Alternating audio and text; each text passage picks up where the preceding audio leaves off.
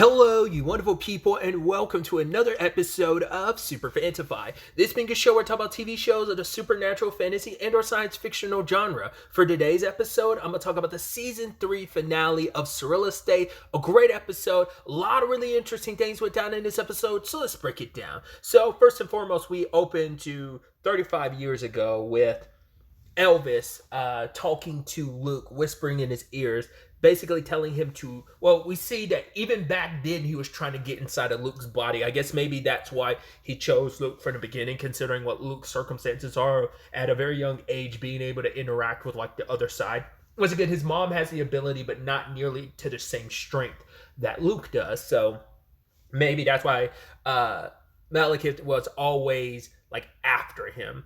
But it's like I thought that was only a recent development. Like after all these years, I'm coming back and I'm gonna take over your body. It's like, no, you were trying even back then. But the point was like, I'm gonna push you and break you. Like, right, your mom left. That was a tipping point. Now I'm gonna go have you kill your dad, because if you kill your dad, then your mom will come back. But luckily, Luke and Carl worked together, and that was the thing I was unclear about. I was like, was Luke a part of everything that went down? To be fair, he was like 7 or so at the time, so it's like he's super young, and all these years later, like, you buried something like traumatic like that, because it's sometime after your mom left, which is traumatic and complicated in its own right, and then you have this darkness whispering in your ear, so you probably trailed it off as like, well, it was just some imaginary friend, it was just something, because I'm sure Carl probably wanted to like make it so that Luke never remembered. So he's like, well, Luke doesn't remember. He'll just think of it as like this vague thing that eventually disappears as time goes on. But either way, they dealt with Elvis, dumped him in the lake, and thought it was through. Obviously, 35 years later, lo and behold, here he is. And so Luke is breaking it down to the team about who he is. Phil even warned him, like, you're going to need to know this demon's name, because it's like, we know the genus of the demon now. We know what kind of demon he is and what kind of like genus he belongs to. We need to like specify the species, because I think they call him like the laughing demon or something like that. I forgot what his name was, but it's like he's like the laughing demon, which is like, oh, the irony is he does not like being laughed at. I guess that's why they call him the laughing demon to some extent. But because Luke did bring up, like, right, I did kind of laugh one time, and he got like super weird about it. So that ended up being kind of a necessary piece to this puzzle. But also Luke brings out, yeah, but if we don't stop him now, if he takes over my body, he's going to start infecting the rest of you like viruses, and then you're going to go out and infect the people. You like, this thing is going to spread like a virus. So we need to nip this in the bud now.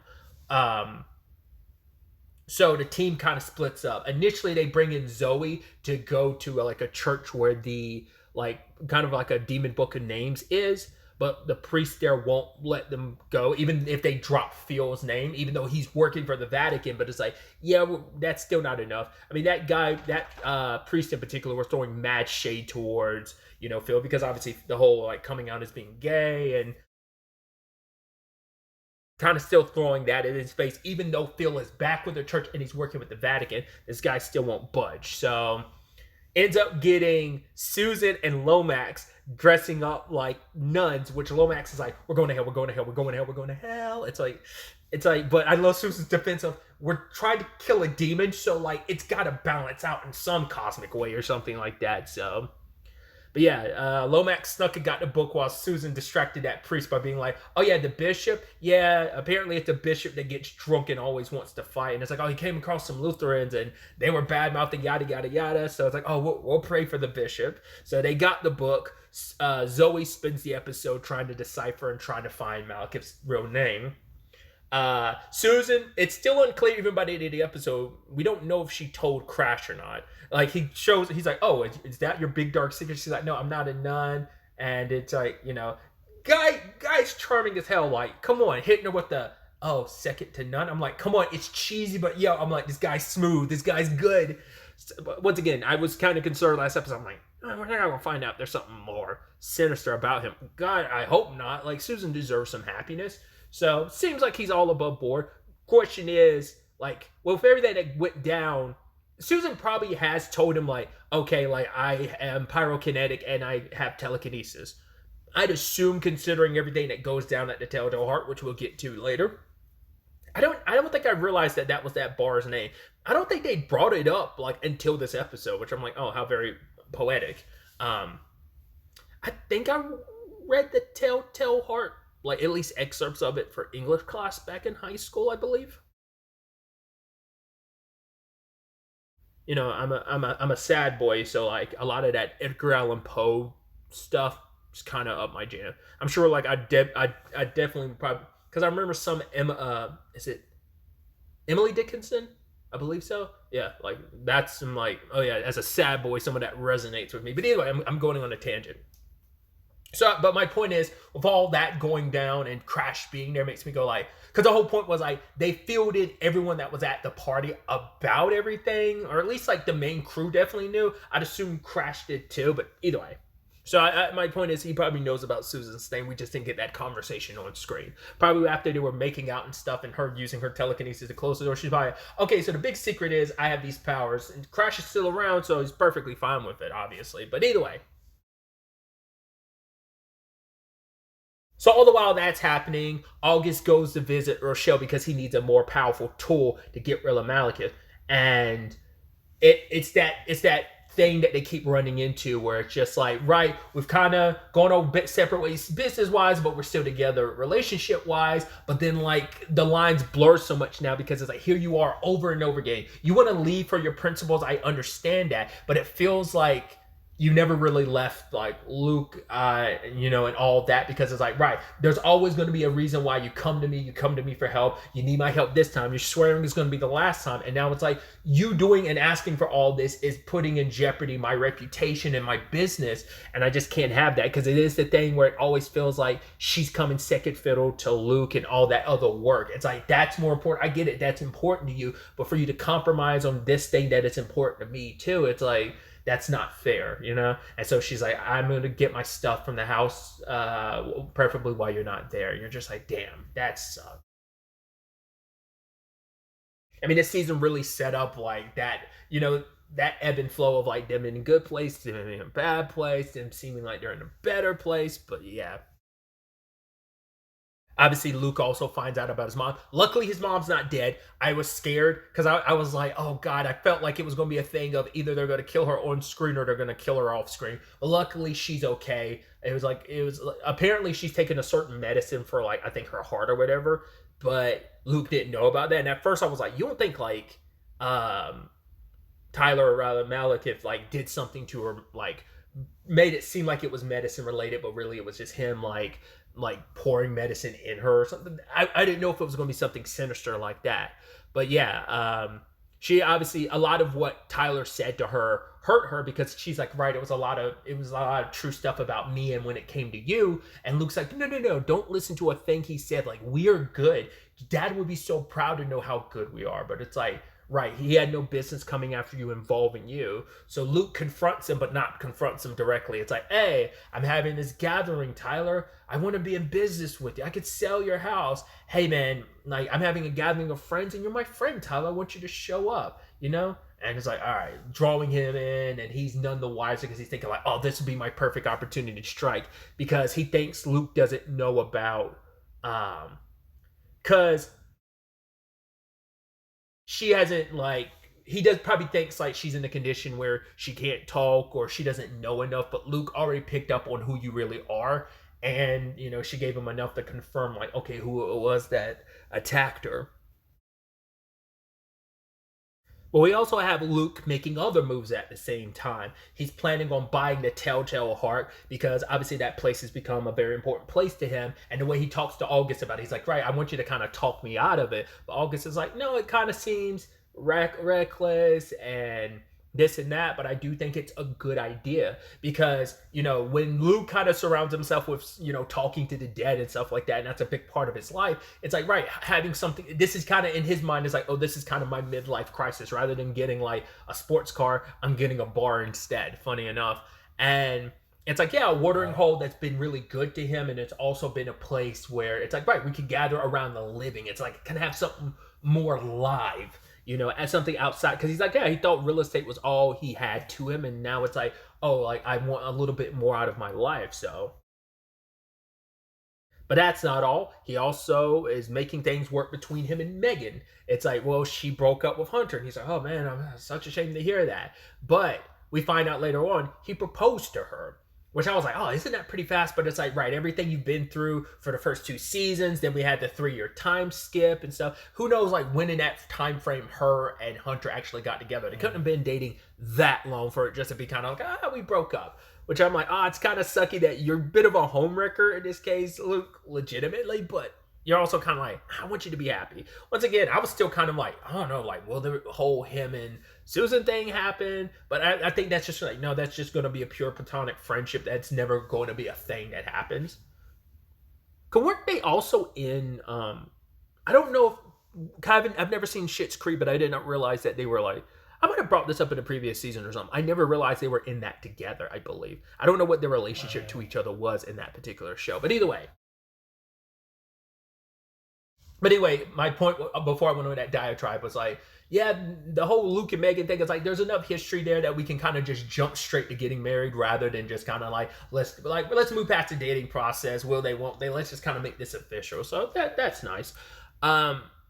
I also love him stopping to talk to Lloyd, and it's just like, like, Lloyd, what is your payment like at here? And he's like, I get paid enough. At first I was like, what is Lloyd's deal? Because even Luke's like, I don't think I've ever actually talked to you. And it's like, yes, in all the times we've ever seen Lloyd in this season, this is the first time he's ever had actual dialogue, because he's always just been kind of skulking a little bit and just kind of giving stares and then giving people the right drinks that they really like. But yeah, he plans on sticking around, and I love Luke being like, like, maybe we could bring some, like, music and entertainment, like, changes he'll make to the place. And then Lloyd just kind of looks at him. He's like, well, we'll talk about that another time. It's like, hey, Lloyd, have you ever laughed before? He's like, well, Saturday, how about you start, So I love that whole bit. But yeah, they gathered everyone. Malekith, what I thought was interesting, though, like, when Susan and Lomax took that book from that church, I wonder how you must have to try and sneak that back in. But when it came to that, I thought it was interesting that immediately Malekith knew that. He felt it like, yo, what's going on here? So he also tried to poison everybody at the party because he got this, like, really, like, terrible poison that's like, yeah, if it touches your skin, you're dead. And I was kind of scared. My immediate thought was like, oh my god, please don't tell me that bastard is going to try and poison, like, not just everyone there. I think, like, especially with things are between Luke and Megan, I was like, please don't do that. But luckily Megan hasn't been too much in his life this season for Tyler to be fully aware, because obviously it's like everyone at Luke Roman will be the bigger targets, because those are the people Tyler's aware of the most after his mom, now these people. So it's like, versus, like, once again, Megan isn't someone that Luke's been around or talked about. So I don't think she would have been on the chopping block, but still I was kind of concerned. Luckily Lomax caught him being like, what is he doing back here? And Lloyd immediately was like, I know what the smell of death. I'm like, good on you, Lloyd. Which is ironic considering we've met Death this season, and if anyone was going to look the part of Death, it would be Lloyd. Because obviously the actor who plays Lloyd reminds me of the actor who played Death in the show Supernatural, the original Death. There was another Death after that Death. Spoilers. But either way. But luckily, everyone's glasses were perfectly fine. Everyone was filled in on well, at least Luke was. So probably, like, maybe not. Well, those who needed to know got to know. But yeah, they had that little toast. Everyone's laughing around Tyler and putting him in center stage and laughing at him, and everyone's just kind of laughing, and it's upsetting him and weakening him.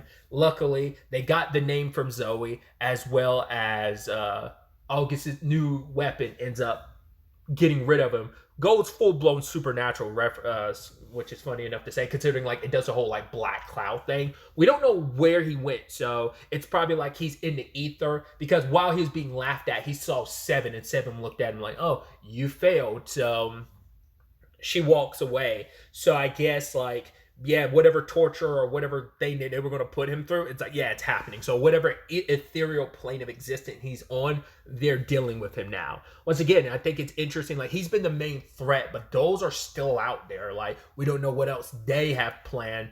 I mean, they're obviously, like, Malekith had, like, beef with Luke. So this made this story very personal. They have no direct correlation or connection to Luke. So who knows what they really like. They were like going to benefit from this situation, but I don't know what they're up to in the grand scheme of things.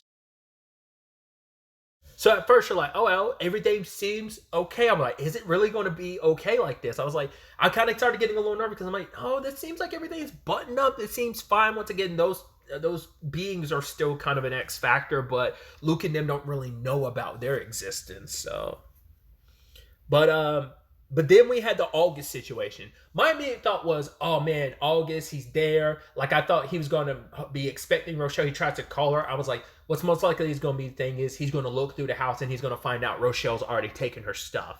And then like when someone comes into the door, I'm like, oh my God, is it one of those things? Is Malekith back somehow? And it ended up being Death. I was like, wow, not what I would have expected. But it's an sad twist, but like it was a very unexpected twist. And so I mean, and I guess that's kind of the point of it all too. August even saying like, I thought I had more time, and she's like, they always do. That ends up being, that's death for you. You're like, damn. Because you immediately, especially because like like I said, the message he left for Rochelle I thought was like, all right, they're kaputs. Like it's not going to work out. She's not going to listen to you. Like I said, I thought she already came and got her stuff. But for this to be like, that's the last thing where like they're in the awkward spot they were, and then Rochelle getting that voicemail too, being the last thing she heard of August. It's like that's heartbreaking. It's like right, just when everything's kind of been settled, and it's like no, we can make things work. After him buying the bar, him and Megan, I think that put things in a lot of perspective for August, because like Megan's issue with Luke was like, right, you didn't really fight for us, and I think this was going to be August's attempt to like really fight for him and Rochelle, and just for that to kind of be the end. I mean, to be fair, it also makes sense. Like we had introduced Death in that episode, and then we haven't seen her since, and just for her to kind of be like the sting of this season, like is like I said, it adds this like tragic, but interesting twist to it. And yeah, August died. You're like, damn, that sucks. And obviously everyone at the funeral like quoting stuff like August would do, because he was so influential and a big part of them. And obviously like this figure who always kind of gave them all such great advice, and it's just kind of a shame that things ended this way. Poetic that the quote that oh god, the quote that Luke would use is an Edgar Allan Poe quote. Once again, him buying the Telltale Heart and everything, but it was specifically like the Raven, because I isn't it the Raven? Yeah, because this quote the Raven nevermore, right?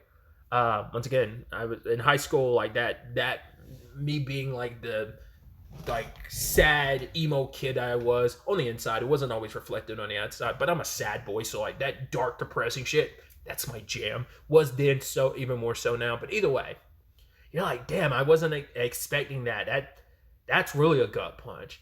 I mean, especially considering like, yeah, they've spent this past season being reunited and they interacted and stuff, but obviously they were separated for like 3 years, and for this to kind of happen, it's like, man, like this team suffers one blow after another, and that's the question, like, what are we going to do next? And then it's like, Susan being like, no, we're going to be okay. We're going to be all right. We're going to find our way forward, and we're going to be stronger. But it's like, man, once again, they still never filled the fill slot. They just lost Tag a couple episodes ago. Now they lost August. Like, damn. I wonder, is that going to make Zoe change her mind, and will she come back or not? Like, once again, we still haven't even filled the receptionist position. So it's like, man, currently it's just Luke, Lomax, and Susan, which obviously they handled the real estate stuff regardless. That they're the more face forward people of the operation, but still, it's like, man, they went through a lot this season. So there's a lot of good that came about all of this, and there's quite a bit of bad that came with it. And you're just like, man, that's quite the blow.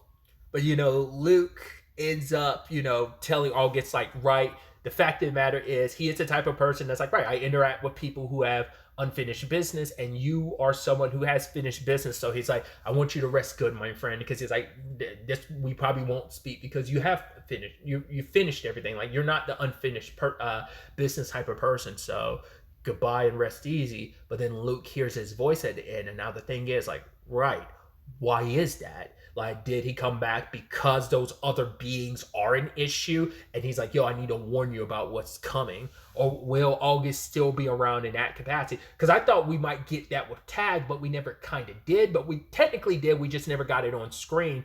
Was like, well, the opening of, was that last episode or the episode before? I think that might have been episode 8.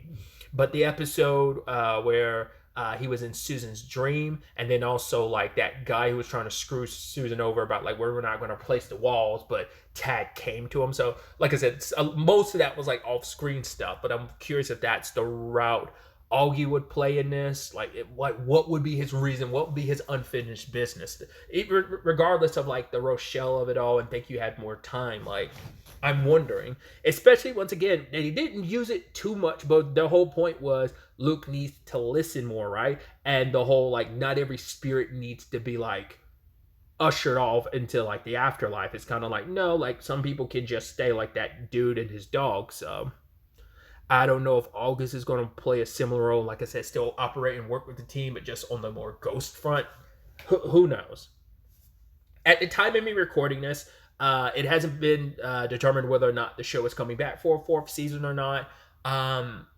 I'd love it to, because I love this show. It's just one of those things where it's like, there's such a big space in between, especially last season and this season. Then there was a big space between season 1 and 2, but maybe I'm misremembering. So like, it's just one of those shows where you're like, oh man, I'm always excited when it comes back around, but it's like, it doesn't always stay at the forefront of my mind. So I hope the show comes back, and I hope, like, if it does end, like, I hope I just want the show, I always want a show to have a proper ending. So if it's going to end, let it be known ahead of time. Like, okay, this upcoming season is going to be the final season. You know, I hope we get to, you know, not just end with this cliffhanger. I do hope we get to continue forward, because I'm so curious to see what looks like it's going to be like now that he's getting engaged. We'll get to see the wedding, and also the whole, like, him owning a bar now, like what that's going to look like. Once again, whether or not August's situation has anything to do with Seven and the others, because Seven's the only one we met outside of Malekith, so we don't know who the others are and what they have planned, stuff like that. So